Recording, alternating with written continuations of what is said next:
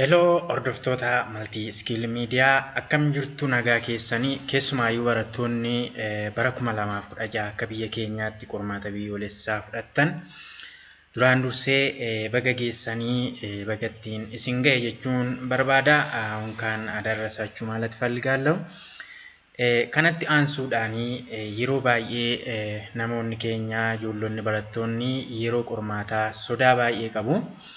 Baay'een isaanii qormaata yeroo qoramanitti kan kufan, kan dhukkubsatan, kan wantoota garaagaraatiif saaxilaman akkasuma immoo qo'achaa yookiis itti dadhabaa ba'anii qormaatarra yeroo ga'anitti sodaarraan kan ka'e waan beekan hundumaa kan wallaalan jiru.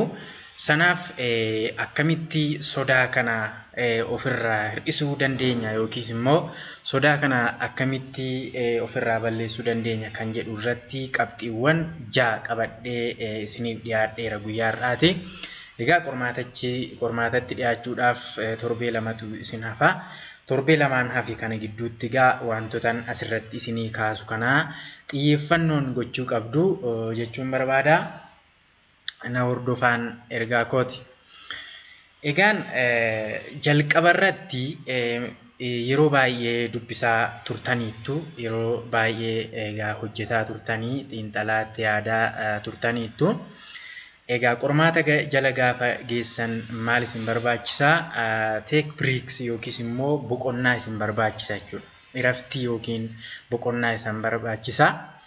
Kanaaf torbeen tokko gaafa isin hafutti torbeen tokko 2 qormaatarra gaafa isin hafutti boqonnaa fudhachuu qabdu jechuudha. Firii ta'uu qabdu sammuun keessan yaadni keessan hundumti isaayyuu qo'annaarraa sammuun keessan inni dadhabaa ture maal barbaada? Boqonnaa barbaada jechuudha. Kanaafiyyuu boqonnaa fudhachuu qabdu. Boqonnaan isa jalqabaati jechuudha. Kanaaf isin halkan dubbisaa bultanii ganama dhaqxanii qormaata qoramtu yoo ta'e sammuun keessan yookiis immoo dandeettiin yaaduu keessan ni dadhaba jechuudha. Kanaaf boqonnaa fudhachuu qabdu jechuudha. Torbee 1-2 dursitanii firii taatanii turuu qabdu malee torbeen 1-2 qormaata erga isin hafee cinqatii baay'isuun, itti yaaduun, itti dadhabuun kanatu na hafee sanan dubbisa jechuun barbaachisaa miti jechuudha. Inni lammaffaan avoid comparisons isa jedhudha. Haa ta'u kana yeroo jennu maal jechuudha? Barattoonni akka wal caalan beekamaadha. Barataa cimaan jira, dadhabaan jira, giddu galeessi ni jira. Ofii keessan namoota yookiin barattoota birootiin compare gootu yoo ta'e ebeelu na caalaa, ebeelu anarra wayyaadha, animmoo isaa gadidha jettanii of madaaltu yoo ta'e kuni maalidha?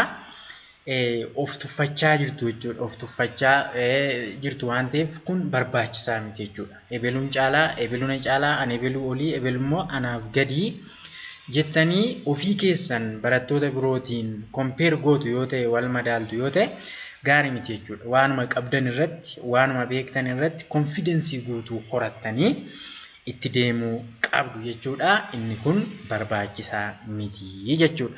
Kanaaf ebeeluu baay'ee dubbisee ture, ani garuu baay'ee hin dubbisne, ebeeluu baay'ee itti qophaa'ee ture, ani garuu badaa hin qophoofne jettanii gadi aantummaa ofirratti dubbistu yoo ta'e kun barbaachisaa miti. Nan danda'a, dubbiseera, hojjedheera, am sure jettanii confidence guutuudhaan itti deemuu qabdu jedheetan ergaa isiniif dabarsa. Inni sadaffaan have healthy breakfast kan egaa kun maalidha? Keessumaa qormaata yeroo dhiyaattan nyaata madaalawaa ta'e tokko osoo fayyadamtanii baay'ee gaariidha. Egaa kun barattoota hundumaaf ni argama jechuu miti. Hamma isinii danda'ametti nyaata irra fooyyee qabu. Maaliif energy store gootu waan ta'eef dandeettii yaaduu keessanii namni wanta qo'ate yookiin dubbise yookiin qara'e tokko dandeettiin yaadachuu isaa maal irratti hundaa'a? Nyaanni baay'ee murteessaadha jechuudha. Amma isinii danda'ametti gaafa qormaatatti dhiyaataa deemtan nyaata madaalawaa ta'e fudhachuu qabdu. Keessumaa guyyaa qormaataa qursii osoo hin nyaatiin qormaatarra otoo dhaquu baattanii baay'ee gaariidha. Qursii isinitti hin ulfaanne nyaata sasalphaa ta'e tokko fayyadamuun baay'ee gaariidha jechuudha. Maaliif nyaata ulfaatu yoo nyaattanis isin danqa. Yeroo qormaata hojjettan isin danqa. Nyaatuma qalal ta'e tokko daabboo, shaayii akkasuma wantoota isinitti hin ulfaanne yoo fayyadamtan irra gaariidha jechuudha. Haa ta'u malee nyaatota ulfaatoo yookiis immoo kan nama dadhabsiisan, kan nama mugsiisan yoo ta'e immoo effektii guddaa dhiibbaa guddaa qaba waan ta'eef wantoota kanarratti illee xiyyeeffadhaa. Keessumaa hamma isinii danda'ametti qursii fayyadamtanii qormaataaf osoo dhiyaattanii baay'ee gaariidha. Inni arfaffaan proper sleep is must. Kana jechuun galgala rafuu qabdu jechuudha. Galgala rafuu qabdu. Ganama yeroo qormaataaf deemtanitti galgala gaafa raftan sammuun keessan maal ta'a? Refresh ta'a, hin boqotaa, aara galfataa. Galgala sirriitti rafuu qabdu jechuudha. Sirriitti waan hundumaa yaada kamirraayyuu firii taatanii rafuu qabdu, boqochuu qabdu. Seeliin keessan, sammuun keessan, jireenyi keessan, enerjiin keessan deebi'ee maal ta'a jechuudha? Bakka bu'aa jechuudha. Bakka bu'aa jechuudha. Haala kanaan hirriba ga'aa raftanii ganama bariidhaan kaatanii shaaworii galtanii yookiis immoo qaama keessan, sammuu keessan reedii gootanii gara qormaataatti dhaquu qabdu jechuudha. Inni shanaffaan do meditation. Kana jechuun maali?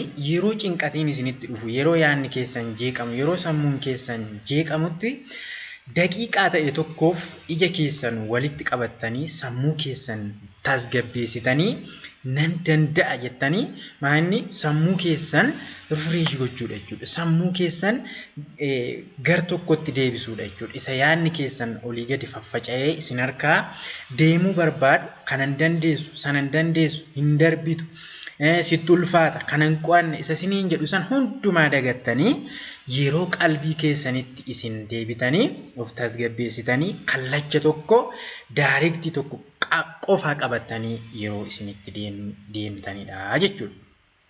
Inni ja'affaaf inni dhumaan time managementidha. Inni kun baay'ee murteessaadha. Keessumaa barattoonni ciccimoon yeroo keessan sirriitti control gochuu yaalaa.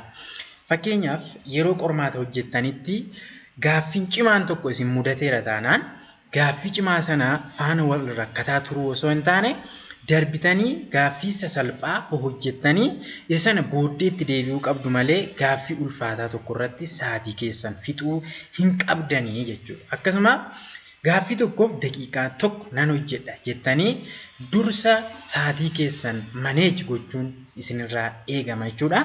Maaliif egaa gaaffii tokko osoo hojjettanii gaaffii muraasa osoo hojjettanii sa'aatiin keessan yoo deeme egaa dhumarratti gaaffileen hafan isin jalaa osoo hin hojjetamiin hafu jechuudha.